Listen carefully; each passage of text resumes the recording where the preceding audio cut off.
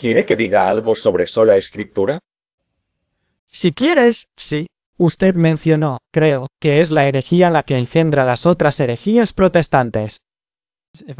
Esa podría ser una pequeña cita errónea, pero sí, tal vez hable sobre eso por un segundo. Sabes, creo que la mayoría de los protestantes que defienden con entusiasmo sola escritura lo hacen por piedad. Lo que intentan decir es que estas palabras son de Dios y confiamos en ellas al 100%. Sí. De hecho, eso no es lo que significa sola escritura.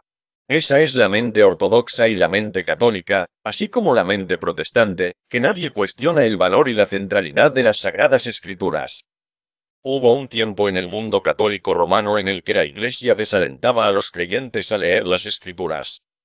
Eso es cierto y los protestantes tienen razón al criticarlo.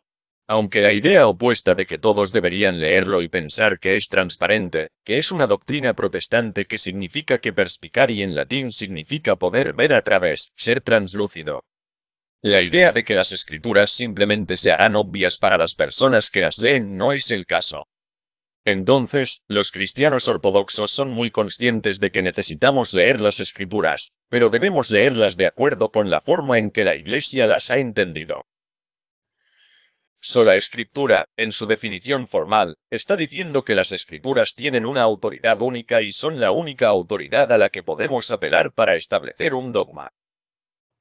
Y simplemente diríamos que eso no se enseña en ninguna parte de las escrituras. Y de hecho, la escritura misma dice que no es sola. Por ejemplo, San Pablo, quien fue el padre espiritual de la iglesia en la ciudad de Tesalónica y que, por cierto, hasta el día de hoy es una iglesia muy vibrante, quiero decir, una vez lo fui cuando era un nuevo sacerdote ortodoxo. Estaba en Grecia y estaba celebrando la liturgia con un sacerdote mayor muy estimado. Y estábamos en una de las iglesias antiguas en Tesalónica y noté que el trono del obispo detrás del altar que siempre está en la pared se llamaba Sintronon, un trono que está con el altar donde el obispo se paraba en ciertas partes como durante el Evangelio. Lectura por ejemplo. Y noté que en ese trono estaba acordonado y tenía un icono de Strip. Paul sentado en el asiento del trono y le pregunté, le dije, ¿por qué tu trono, el trono de tu obispo está acordonado y por qué Strip? Pablo allí, dijo, oh, nuestro obispo nunca se sentaría en eso. Dije, es su trono. Quiero decir, ¿de qué estás hablando? Él dice, no, esa es la tribuna desde la cual Pablo predicó en el centro de Tesalónica en el primer siglo. Wow. 2000 años después, correcto, está acordonado con su icono porque ahora entendí por qué ningún obispo quería pararse en él, ¿verdad? Lo tengo.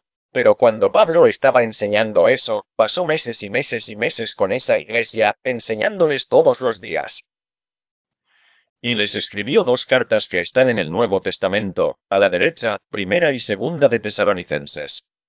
Y él dijo en esas cartas, dijo que se mantuvieran firmes y se aferraran a la enseñanza que les entregué, ya sea por escrito o de boca en boca. Así que ahora imagina que eres cristiano en esa iglesia y que Pablo era su padre espiritual. Él te había bautizado. Él te había enseñado la fe y te habías pasado un año todos los días escuchando sus enseñanzas porque él estaba tratando de establecerte. Te dejó 2 cartas miserables, 8 capítulos, no. Eso comparado con lo que habrías escuchado durante un año de enseñanza diaria.